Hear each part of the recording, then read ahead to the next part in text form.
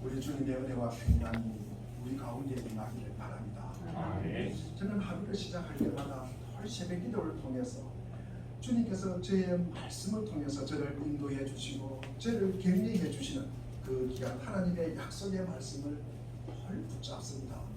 특별하게 저에게는 하나님 아버지 사랑과 이 말씀과 인내와 절제와 그리고 이 성령의 충만함을 달라고 제가 기도를 합니다. 세상은 변합니다. 상황도 변합니다. 우리도 변합니다. 그러나 하나님의 말씀은 절대로 변하지 않습니다. 우리 마태복음 24장 25절에 보면은 천지는 없어질지언정 내 말은 없어지지 아니하리라. 마태복음 6장 17절도 보면은 하나님의 약속을 기업으로 받은 자에게 그 하나님의 뜻을 변하지 않게 하시려고 하나님께서 맹세로 보증을 하셨답니다. 오늘 우리가 함께 나누고 싶은 이 위대한 약속이 이것입니다. 시편 37편 25절에 내가 어려서부터 의인이 버림을 당하거나 그의 후손이 걸식하는 것을 보지 못하리도다. 구걸하는 것을 보지 못하리도다. 얻어먹는 것을 보지 못하리도다. 거지가 없다는 말씀입니다. 내 평생의 어린 양 예수를 따라가는 자들은 다 버림을 당하지 않을 것이다. 그의 자손이 구걸하는 것을 본 적이 없다는 말씀입니다. 다윗이 자신의 일생, 평생, 한평생 자기가 경험한 것을 쓴 말입니다. 늙어서 자기의 삶을 되돌아보았던 다윗은 하나님이 그가 얼마나 신실하게 자기를 돌보고 보호하여 주시는지를 지금 말하고 있습니다. 하나님가 아무리 늙고 싶지 않더라도 세월 앞에서는 장사하고요. 세월은 속수무책입니다. 우리의 삶은 하루하루 흘러가고 우리는 어느덧 나이가 들어가고 있습니다. 늙어가고 있다는 말씀입니다. 좋은 말로 표현하면 익어간다는 말씀도 있지만 2022년도 벌써 반을 지났습니다. 지금 우리 교회 제일상 오순절을 지금 지나고 있습니다. 이 오순절이 끝나고 나면은 11월 말 되면 대림절 4주가 지나면은 성탄절입니다. 그러면 뭡니까? 성부정식 예배드리면 2022년도 끝나는 것입니다. 올해가 다 지나가는 것입니다. 여러분, 우리가 이 시간을 잡을 수가 없습니다. 우리가 이 시간을 갖다가 이 추억을 그리고 이 감격을 우리가 보존하기 위해서 뭐합니까? 사진을 찍습니다. 아직 가는 곳마다 사진을 찍고 그리고 보관도 합니다. 그 추억을 우리가 되새길 수는 있어도 시간은 갑니다. 세상에 시간만큼 무서운 것이 없습니다. 여러분, 돈이 무서워요? 여러분, 권력이 무섭습니까? 여러분, 그렇지 않습니까? 명예가 무섭습니까? 여러분, 시간이 참 무서운 것 같아요. 이렇게 늙어가는 것이 우리 삶의 일부입니다. 고린도서 4장 16절에 보면 바울은 이렇게 고백합니다. 그러므로 우리가 낙심하지 아니하노니 우리의 겉사람은 낡아지고 우리의 속사람은 날로 새로워진다고 하였습니다. 얼마 전에 돌아가신 이현영 선생님께서 이런 말을 하셨더라고요. 오래 산 사람은 뭐라고 합니까? 늙었다고 합니다. 그런데 오래 쓴 물건은 뭐라고 합니까? 낡았다고 합니다. 낡았다. 그래서 낡은 것은 뭡니까? 다시 사용할 수가 없어요. 낡은 것은 이 사용 연한 기한이 다 됐다는 것입니다. 그러나 우리가 늙었다는 것은 우리가 사용할 수 있다는 것입니다. 우리의 삶에, 우리의 인생에, 그리고 내가 호흡이 끝나는 날까지 이 땅에서 사용될 수 있다는 말씀입니다. 그래서 늙었다는 것은 슬픈 일이 아니라는 말씀입니다. 우리의 몸은 하루가 다르게 늙어가지만 영은 점점 그리스도를 닮아가는 것입니다. 우리가 그리스도를 닮는다는 말이 뭘까? 우리 빌보서 4장에 보면 그리스도를 닮아가는 마음은 겸손한 마음이에요. 겸손한 마음이 그리스도를 닮는 마음입니다. 이 그리스도를 닮는 것은 우리가 각각 자기보다 남을 높게 여기는 것입니다. 이게 그리스도의 마음이에요. 예수님께서 우리 부족한 우리 죄인들을 위해서 십자가에 돌아가셨다는 것입니다. 이것이 우리 예수님께서 우리를 갖다가 높여주시는 거예요. 이것이 그리스도의 마음이에요. 이것이 겸손한 마음이라는 것입니다. 이게 바로 성령의 인도하심을 받는 자들의 모습입니다. 이게 바로 우리가 하늘 영광에 한 걸음씩 한 걸음씩 다가가는 증거입니다. 우리가 삶의 단계마다 그에 따른 유익도 있고요. 그리고 짐도 있습니다. 아이는 아무런 진도 없이 실컷 우리가 놀 수 있지만 아직 미숙해서 삶이 무엇인지를 잘 모릅니다. 10대는요, 우리가 어른의 특권을 갖다가 약간 생기지만 그 특권이 있는 반면에 뭡니까? 자기에게 주어진 책임이 있다는 말씀입니다. 미혼자는 기혼자보다 더 자유롭습니다. 그래도 대다수 사람들은 결혼을 갖다가 합니다. 결혼하면 많은 짐이 덤으로 우리가 딸려오는데도 말입니다. 젊은이들은 살면서 겪게 될 수많은 미지의 일들 이제 막 부딪히기 시작합니다. 중년층 사람들은 목표를 다 이루지 못한 채 때로는 낙심하며 살아갑니다. 그러다가 우리는 노년을 맞이합니다. 할 일은 아직도 많은데 아픈 몸 그리고 재정적인 부담이 우리를 강하고 있습니다. 그렇다면 인생이 통째로 우리가 큰 짐이라는 말입니까? 그것은 아니라는 말씀입니다. 다만 우리가 삶은 우리가 계속 흘러가지만 우리는 늙어가지만 삶의 단계마다 우리에게 주시는 축복과 그리고 기회도 있고 때로는 짐도 있고 우리가 부담할 의무도 있다는 말씀입니다. 하나님이 항상 우리와 함께 계신다는 이 다윗의 말이 참 놀라운 고백입니다. 우리 시편 23편 4절 말씀을 보면은 내가 사망의 음침한 골짜기를 다닐지라도 해를 두려워하지 않는 것은 주께서 나와 함께 하시리라. 아무리 외로운 사망의 음침한 골짜기를 다닐지라도 우리가 외롭거나 우리가 두려워하지 않는 것은 무엇 때문입니까? 우리 주님께서 우리와 함께 하기 때문입니다. 혼자가 아니라는 말씀입니다. 사무엘상 17장에 보면 다윗이 젊었을 때의 일입니다. 하나님은 그와 함께 계셔서 자기보다 큰 이 거인 골리앗을 넘어뜨릴 수 있게 되었습니다. 이 다윗이 나이가 들었어요. 그리고 사무엘하 7장에 보면은 그분 그때도 우리 여호와께서 그분과 함께 하셔서 다윗과 함께 하셔서 나라를 안정시키고 그리고 성전을 건축하는 것을 준비를 갖다가 하게 합니다. 오늘 본문 내가 어려서부터 늙기까지 의인이 버림을 당하거나 그의 후손이 걸식하는 것을 보지 못하였다. 이런 우리 그리스도인들에게 너무나 큰 힘이 되고 그리고 기운을 쏟아주는 그런 엄청난 약속의 말씀입니다.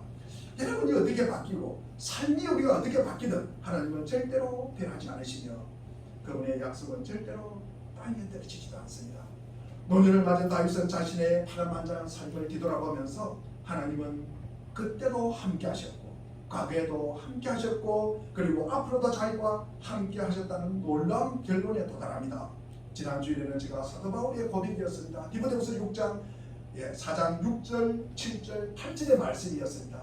지금 자기 주위를 돌아보니 자기 지금 곁을 돌아보니까 자신의 몸, 이 자신의 죽음이 하나님 앞에 제물이 된다는 거예요. 그 사실을 깨달은 거예요. 과거에도 선한 싸움을 싸우고 믿음의 경주를 하였고 그리고 앞으로도 어린 양 예수를 따라간 그 보상으로 자기에게 의의 멸류관이 준비되어 있다는 사실을 알게 되었다는 것입니다. 현재도 함께 하시고 과거에도 함께 하셨고 그리고 앞으로도 하나님과 함께하니 우리 믿음의 사람 그리스도인의 정체성입니다. 하나님은 자기 백성을 절대로 버리지 않습니다. 이는 성경에 나타나는 진리의 말씀입니다. 갈 바를 알지 못하고 갈대아 우리를 떠난 이 아브라함에게도 함께 하셨고 형을 피해 박단으로 들었던 이 야곱 돌멩이를 베고 이슬을 맞으면서 잠을 잘 때도 우리 주님은 야곱과 함께 하셨고 그리고 형에게 팔리고 감옥에도 보내지고 그리고 애굽의 총리가 된 이 요셉도 함께 하셨고 자신의 부족함을 알면서도 40년 광야 생활을 이끈 이 모세도 함께 하셨고 그리고 모든 풀무불 속에서도 믿음의 말씀과 그 언약을 붙잡은 이 다니엘의 제 친구와도 함께 하셨습니다. 모두 하느님께서 함께 하셨다는 고백입니다. 예수님은 성천하신 전에 제자들에게 이런 말을 합니다. 마태복음 28장 20절에 보면은 볼지어다 내가 세상 끝날까지 너희와 항상 함께 있으리라. 우리 같이 한번 읽어보겠습니다. 20절입니다. 시작. 내가 너희에게 왕과 모든 것을 가르쳐 지키게 하라. 볼지어다 내가 세상 끝날까지 너희와 항상 함께 있으리라 하시니라. 아멘. 우리 사랑하는 물된 동상교회 교우님들 얼마든지 함께 있다고 확신하면 좋습니다. 제가 하나님은 여러분과 늘 함께 하신다는 사실을 꼭 기억하시고 그리고 그것을 믿으시기를 바랍니다. 여러분들 또 버리지도 않으신다는 말씀입니다. 우리가 다윗의 삶을 보면 그는 언제나 하나님의 뜻 가운데 늘 항상 하나님의 말씀 가운데 뜻 가운데 사는 것 아닙니다. 낙심하여 주저앉고 그렇게 사는 대로 다윗이 있었습니다. 우리가 시편을 읽어보면 이 다윗은요 좀 혈기가 왕성했잖아요. 그러니까 종종 잘 넘어져요. 그리고 또 의심도 합니다. 그리고 삶의 해이도 느껴요. 그리고 또 때로는 불안도 합니다. 사람도 죽이기도 합니다. 그리고 분노에 차서 그 먹구름 속에서 살아가는 이 다윗의 모습을 볼 수 있습니다. 그러나 그때도 하나님은 다윗과 함께 하셨습니다. 다윗이 사울 왕을 피해서 이 굴에 숨어 있을 때도 하나님은 그와 함께 하셨습니다. 심지어 그가 하나님의 도움을 의심할 때도 그와 함께 하셨습니다. 패배와 낙심의 시간에도 하나님은 다윗을 버리지 않았습니다. 하지만 불순종의 시간은 어떻습니까? 그렇습니다. 다윗의 삶 속에 하나님께서 불순종하고 죄를 범한 순간들도 있었습니다.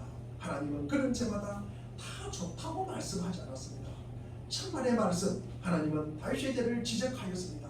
물론입니다. 다윗은 불순종한 후에 벌을 받았습니다. 하지만 다윗이 죄를 지었다 해서 하나님께서 너 내 자녀 아니라고 말씀하셨습니까? 그렇지 않았습니다. 그래도 죄를 지어도 하나님께서는 이 다윗을 받아주었습니다. 다윗이 보면은요 받아들일 수 없는 짓을 갖다가 했을 때조차도 우리 하나님은 그분을 받아주었습니다. 다윗의 이 구원의 근거는 자신의 선이 아니라는 사실을 그는 알았습니다. 다윗이 성전을 건축하려는 것이 이것이 구원의 근거입니까? 그가 성전을 건축하려고 하는 데서 그에게 구원이 임했습니까? 그런 것 아닙니다. 하나님의 은혜로 그가 구원을 받았다는 것입니다. 즉 다윗이 하나님의 성전을 건축하려고 하였기 때문이 아니라 하나님께서 먼저 다윗의 이름을 위대하게 만들어주고 그리고 다윗과 그 후손들의 왕위를 견고하게 만들어주겠다고 미리 약속을 하셨습니다. 하나님은 신실하게 또 그 약속을 지키십니다.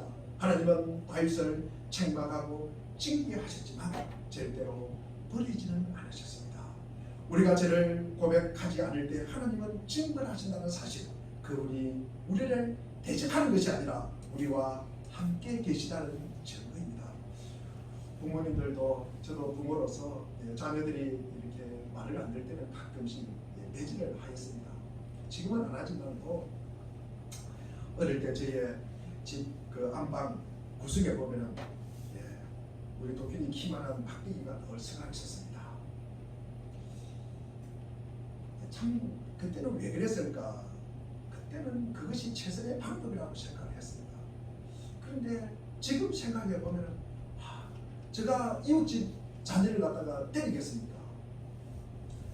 결론은 너무나 사랑했기 때문입니다. 너무나 사랑했기 때문에 혹시나 이 매를 맞고 이 애가 바르게 서면은 이것을 내가 그 원망도 내가 감수하겠다는 것입니다. 우리가 불순종한다 해서 자녀가 더 이상 자녀가 아닌 건 아닙니다. 가족들과의 사귐이 또 좀 깨질 수도 있습니다. 그러나 자녀의 신분은 그대로입니다. 우리 인간은 자녀가 말 안 듣는다고 해서 버리지 않습니다. 하늘 아버지도 우리가 죄를 범한다고 해서 우리를 버리지는 절대 않으십니다.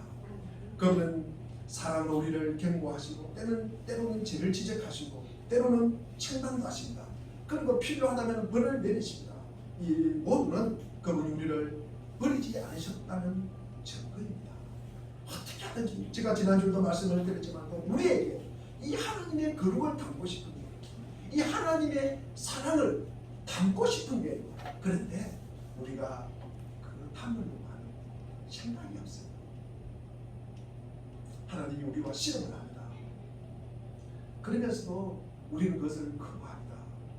만약에 하나님이 우리를 버렸다면 하나님은 우리에게 기대할 것도 없습니다. 책망할 것도 없습니다. 벌할 것도 없습니다. 우리가 성경에서 가장 큰 저주가 무엇입니까? 로마서 1장에 나옵니다.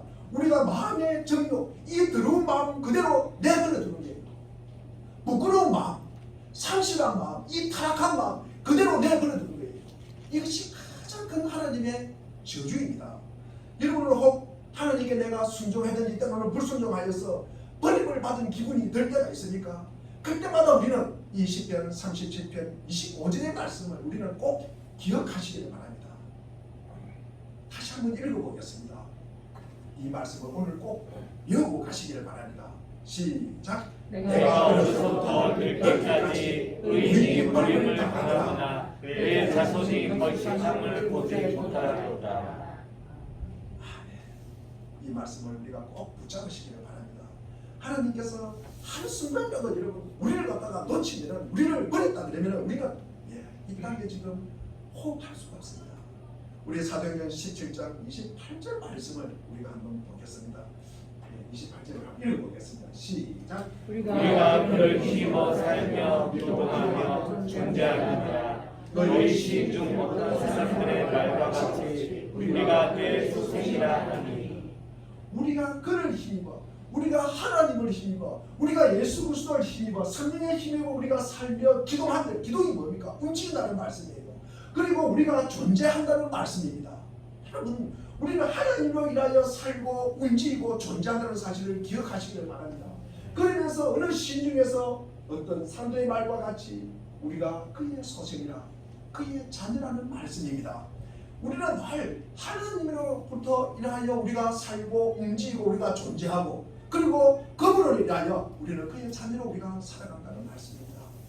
이 그분의 약속을 꼭 우리가 의지하시기를 바랍니다. 인간은 욕심이 많습니다. 그래서 인간은요 늘 잊어버리기도 합니다. 하나님의 약속도 잊어버리고요. 그리고 하나님의 약속도 버리기도 합니다. 그리고 늘 인간은 본인 위주잖아요. 본인 상황이 가장 크고 본인 위주로 생각하기 때문에 인간에게는요 우리가 공평하다, 정의롭다는 말을 쓸 수가 없습니다. 그러나 하나님은 여태까지 여러분을 버리지 않으시고 앞으로도 버리지 아니하실 것입니다. 그리고 우리 시편 37편 25절은 약속은 또 있습니다. 그의 자손이 걸식함을 보지 못한다. 여러분, 걸식함을 본 적이 없다는 말씀입니다. 그럼 누가 먹여준다는 것입니까?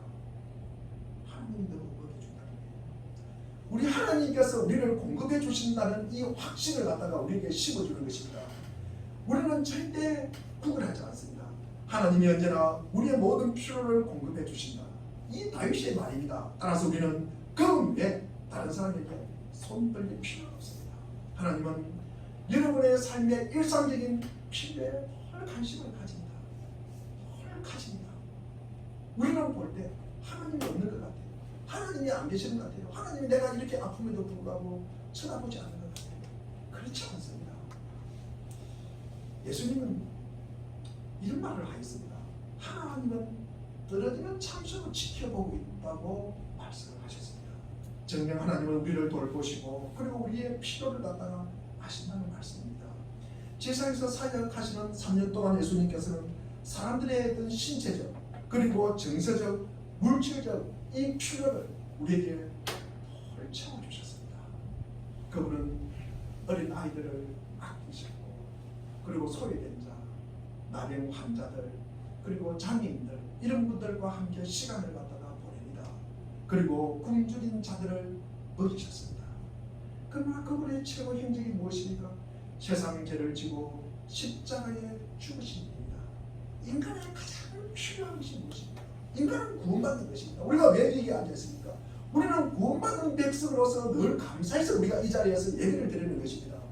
우리 예수 그리스도의 십자가의 보혈로 인해서 우리에게 구원이 공급되었다는 것입니다. 예수 그리스도는 눈먼 자들의 예언의 길을 막지 않으십니다.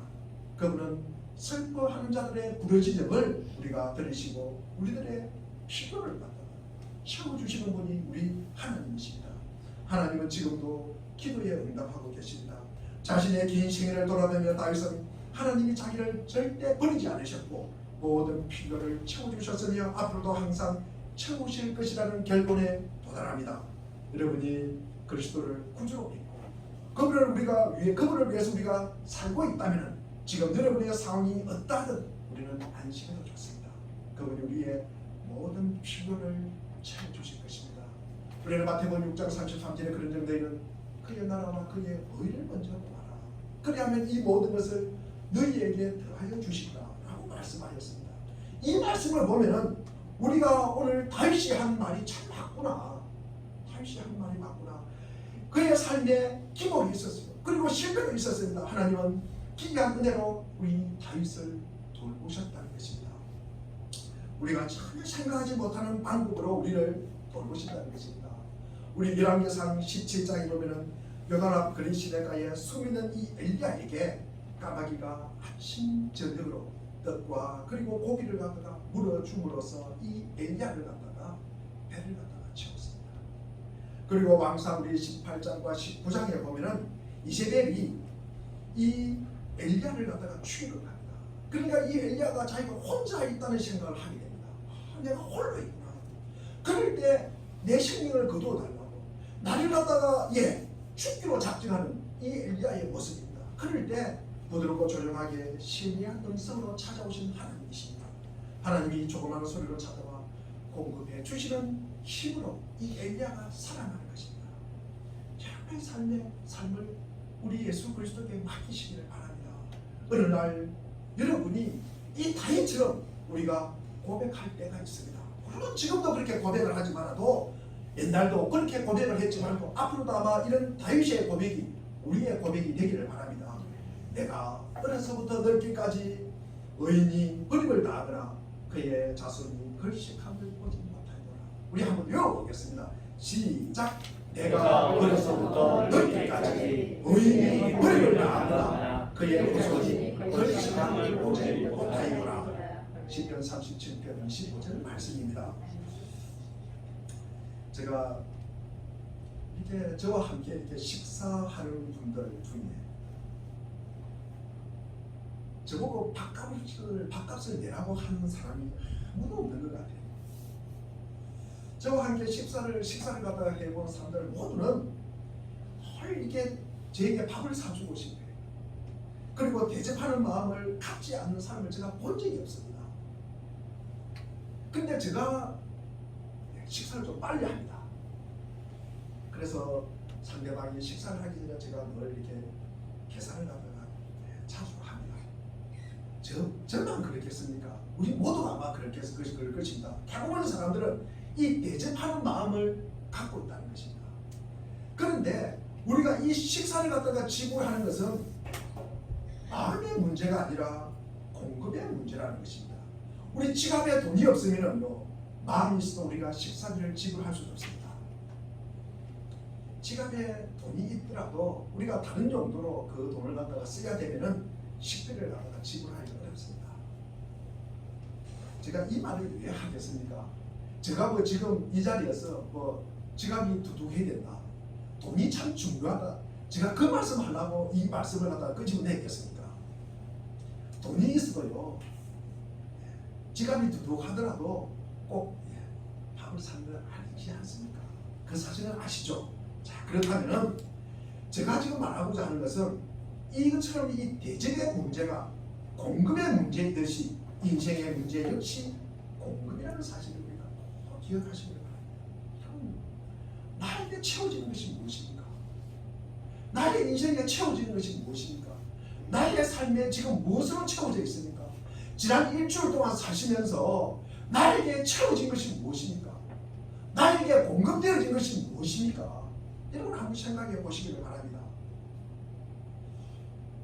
일주일 동안 살아가면서 내 마음에 자리 잡고 있는 것이 무엇입니까? 지금 내가 관심을 가지고 있는 것이 무엇입니까? 다시 말해서 채워지는 것, 공급되어지는 것은 늘 선한 것이 아니다. 자, 우리가 하나님의 말씀으로 채워지고 그리고 예수 그리스도의 이 마음으로 우리가 채워지고 성령의 충만함으로 우리가 채워지시기를 바랍니다. 우리의 믿음의 사람은 내 욕심, 내 이 정욕이 100%에서 우리가 0%로 줄어드는 거예요. 대신에 이 하나님의 뜻과 이 주님의 마음이 우리에게 0%에서 우리가 100%로 높아지는 거예요. 이것이 믿음의 사람들의 모습이에요. 이게 믿음의 사람들의 자세라는 것입니다. 이게 예수 그리스도의 마음이라는 것입니다. 이게 성령의 인도하심을 받은 자들의 모습이라는 것입니다. 인생의 문제가 공급에 따른 문제라는 사실을 깨닫기 전에는요 이웃과의 관계뿐만 아니라 내 자신과의 관계도 늘 원만하지 못했습니다. 내 안에 차가 있는 게 무엇이 있겠습니까? 늘 원망이 많았습니다. 제 속에 불평이 많았습니다. 화가 가득 차 있었습니다. 즉 내 자신을 바라보는 그 이 시선 자체가 엉터리였다는 것입니다. 이 시선 자체가 왜곡되어 있다는 말씀이었습니다. 왜냐하면 제가 이 사실을 발견하게 되었습니다. 저에게서 나오는 것으로 공급을 받아가지고 이것을 하려고 하기 때문입니다. 내 안에서 나오는 것을 가지고 이것을 공급받아서 이것을 채워가지고 내가 그 일을 갖다가 하려고 하기 때문이었습니다. 이것이 힘들었다는 말씀이에요. 여러분, 저에게서 나오는 것이 무엇이겠습니까? 저 속에서 나오는 것이 무엇이겠습니까? 저 마음에서 나오는 것이 무엇이겠습니까? 여러분, 한번 생각해 보십시오. 저 속에서, 인간 속에서 나오는 것이 무엇이겠습니까? 인간 속에서 나오는 것이 무엇이겠습니까? 우리 마태복음 15장 우리 18절 19절 말씀을 우리가 한번 읽어보겠습니다. 자, 시작. 입에서 나오는 것들은 마음에서 나오나니 이것이 말로 사람을 더럽게 하느니라. 마음에서 나오는 것은 상상과 살인과 간과 음란과 음질과 거짓 증언과 비방이니. 저는 저에게서 나오는 것이 선한 것이 하나도 없다는 사실을 알게 되었습니다. 그러니까 저에게서 나오는 것이 선한 것이 없으니까 저에게서 나오는 것을 공급받아 가지고 제가 일을 하려고 하면 그 일이 되겠습니까? 안 되겠습니까?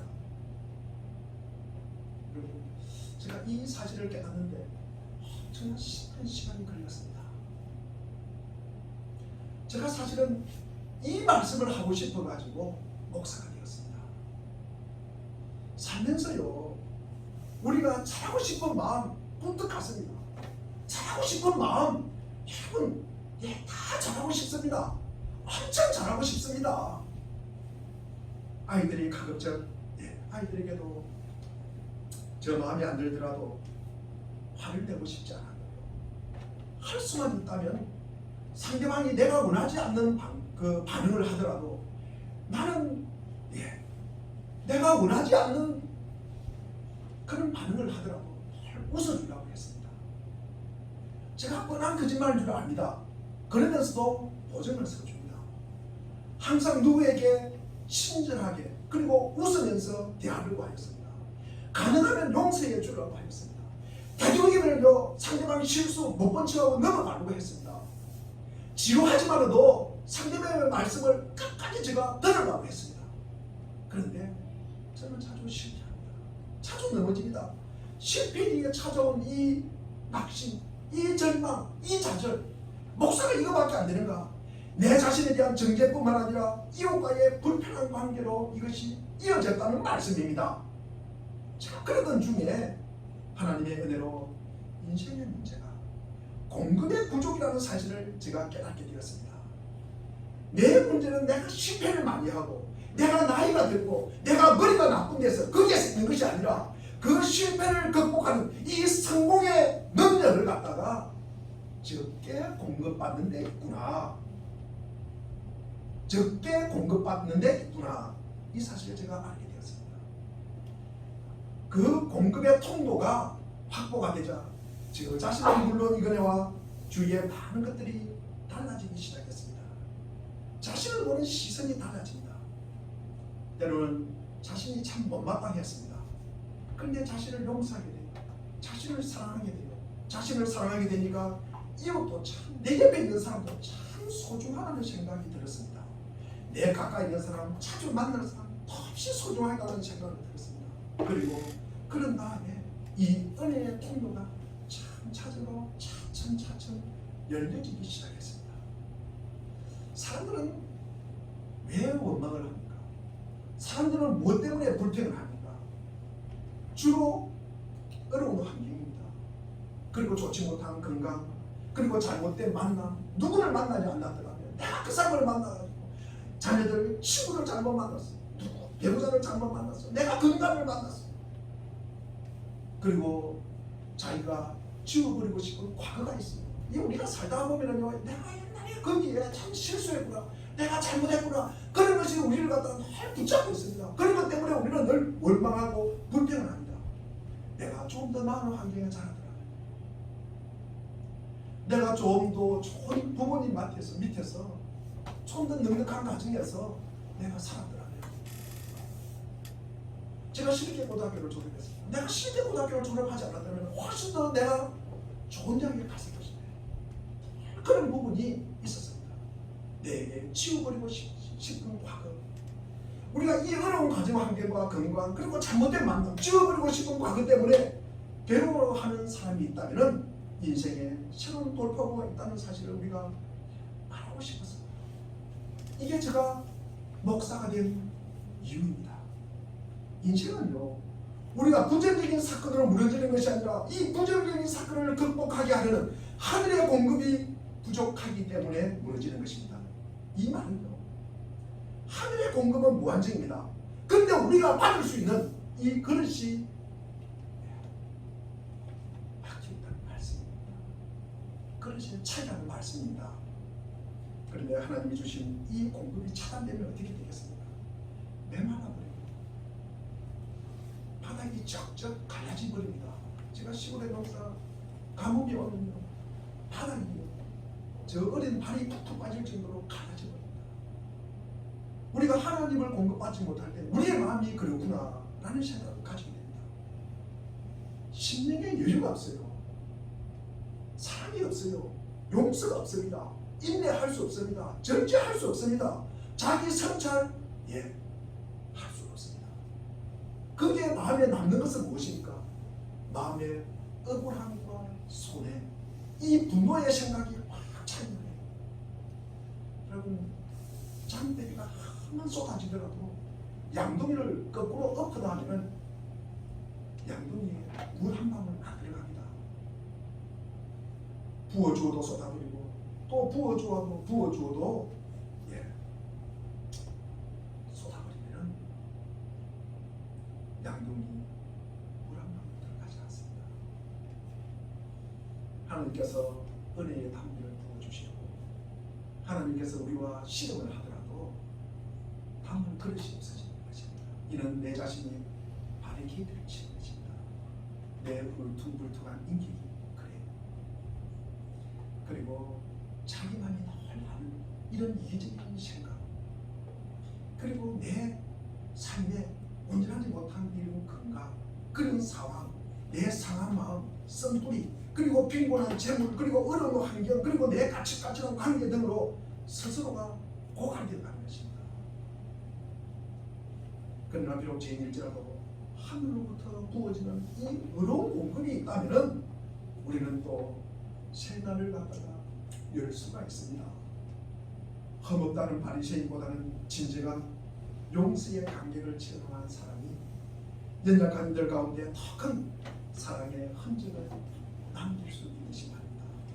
과거의 실패를 위해 괴로움을 사는 사람이 있다면 다른 시각에서 새로운 인생의 추구를 열어갈 것을 바랍니다. 우리의 문제는 과거 실패 때문에 발생하는 것이 아니라 그 실패를 극복하게 만드는 새로운 공급이 없기 때문에 발생하는 것입니다. 공급이 없으면 메말라가는 것입니다. 새로운 공급이 없기에 새로운 힘과 능력이 부족하기 때문에 그 자리에 그냥 힘없이 주저앉는 것입니다. 하늘로부터 새로 주어지는 공급이 있다면 우리는 실패에서 자유함을 얻을 수가 있습니다. 하늘로부터 주어지는 새로운 사건을 우리가 체험할 수 있다면 우리는 과거의 실패의 사슬에서 풀려나서 새 날과 새 만남과 우리가 새 일을 향한 첫걸음을 내디딜 수 있다는 말씀입니다. 주님은 존재의 깊은 곳에서 솟아오르는 이 사랑과 능력을 부어주시는 분이에요. 그는 분수 같은 분이에요. 이런 주님을 우리가 가까이 할 때 우리의 메마른 인생은 기쁨과 자유의 물보라를 우리는 마음껏 누리게 될 것입니다. 그러므로 우리가 이 죽음, 이 어떤 고독을 견뎌낼 수 있는 유일한 길은 하나님의 은혜가 우리의 삶에 지탱합니다. 자다가 깨다가도 하나님의 은혜입니다. 이 사실을 우리가 고백하는 거예요. 죽음과 이 지옥의 문제를 모든 근시를 이긴 그분이 우리의 구원자가 될 겁니다. 우리 솔직하게 한번 생각해 보시기를 바랍니다. 한숨 쉬는 사람, 그 사람은 한숨만 쉬는 거예요. 그 사람 옆에 앉고 싶습니까? 안 앉고 싶습니까? 여기 계시는 분들은 다 믿음이 좋아가지고 그런 분들을 위로해주고 그런 분들 옆에서 앉아서 같이 울어주고 하시는 분 같아요. 저는 힘듭니다. 만나면요 돈 빌려달라고 해요. 전화하면요 제가 돈 빌려달라고 해요. 보증서 달라고 그래요. 제가 참 힘듭니다. 솔직하게 그런 전화 저 안 받고 싶어요. 때마다 자기 이야기만 해요. 자기 자랑만 해요. 그런 사람 우리 만나고 싶습니까? 만나고 싶습니까? 공급이 부정적이면요 내 자신도 그렇게 밟아가는 거예요. 내 자신이 메말라가기 때문에 싫습니다. 그거 피하고 싶고요. 피하고 싶습니다. 누구나 공급은 뭡니까? 좋은 것으로 공급되기를 바랍니다. 우리 성경에서 믿음이란 하나님을 향한 바른 자세입니다. 우리의 삶의 자세가 중요한 것은 그 자세가 우리 미래에 대한 존재의 방향을 규정하기 때문입니다. 이 말이 무슨 뜻입니까? 자, 우리가 지금 예배를 드리고 있습니다. 예배 드리는 시간입니다. 우리가 지금 말씀을 듣는 시간입니다. 자, 그런데 저와 눈을 갖다가 자꾸 피하는 분이 계세요. 저와 눈을 피하는 분이 계세요. 저하고 눈을 갖다가 마주치지 않으려고 하는 분이 계세요. 그분은요, 저 말 안 듣는 것입니다. 제가 목사님들이 많은 이런 말씀을 해요. 설교는 귀로 듣는 것이 아니라 무엇으로 듣는다고요? 눈으로 듣는 거예요. 눈으로 듣는 거예요. 이 시간에 하나님께서 말씀을 통하여 우리에게 주시는 은혜를 우리가 눈을 감고 눈을 마주치지 않으면 듣지 않으면 차버리는 거예요. 우리의 심령을 두드려요. 우리의 마음을 두드려요. 그런데 그 감동을 갖다가 외면하는 거예요. 외면하는 것입니다. 죄송하지만 제가 한 가지 예를 들면 고소련의 지도자 이 스탈린은 독재자지 않습니까? 미리 나쁜 사람이라는 걸 제가 이야기하고 하겠습니다. 대화를 할 때 자기가 얼굴을 마주보지 않거나 눈을 마주치지 않으면요 가주는 건초를 가지고 쏴주는 거예요. 이건 자기 말을 듣는 것이 아니라는 거예요. 딴 생각을 하고 있든지 안 그러면 다른 꿍꿍이가 있다든지 나를 갖다가 응모한다든지 그런 생각을 갖다가 하고 있다고 생각하는 것입니다. 우리가 얼굴을 보고 눈을 마주치는 것은 너무나 중요한 일입니다. 여러분, 이 더운 날에 오셨잖아요. 물론 우리가 성경을 찾아보기도 하고 우리가 또 피곤하니까 졸리기도 하고 그리고 때로는 뭡니까 휴대폰을 보기도 하고 뭐 급한 전화를 기다리는 분도 계시고요. 하지 않나 그런 이유는 있을 것입니다. 그러나 설교 중에 그러시면요 제가 신경이 쓰이겠습니까? 안 쓰이겠습니까? 한번 물어보겠습니다. 쓰이겠습니까? 안 쓰이겠습니까? 네. 저만 그런 것이 아니라 아마 앉아있는 분들이 앞에 분이나 옆에 분이나 뒷분은 아니겠죠. 뒤로 돌아보는 분은 없으니까 아마 집중하지 않는 분들을 보면 신경이 쓰이고요. 신경이 쓰이고 그리고 부시락거린다든지 진짜 신경이 이렇게 집중이 안 되는 것입니다. 그래서 저는 설교 중에 저를 보는 분만 눈을 마주치고 말씀을 전하라고 합니다. 이해하시기를 바랍니다. 눈을 맞추면서 대화하듯이 제가 말씀을 전하려고 합니다. 제가 왜 이런 말을 합니까? 물론 뭐 예배를 갖다가 잘 드리는 것도 굉장히 중요합니다. 예배의 자세가 중요하다고 말씀을 드립니다. 그러나 예배뿐만 아니라 우리의 인생이 우리의 삶이 자세가 중요하다는 말씀이에요. 중요하다는 말씀입니다. 자세란 내 존재가 어떤 방향으로 기울어져 있다는 거예요. 자세라는 것은 어떤 방향으로 내가 기울어져 있다는 말씀입니다.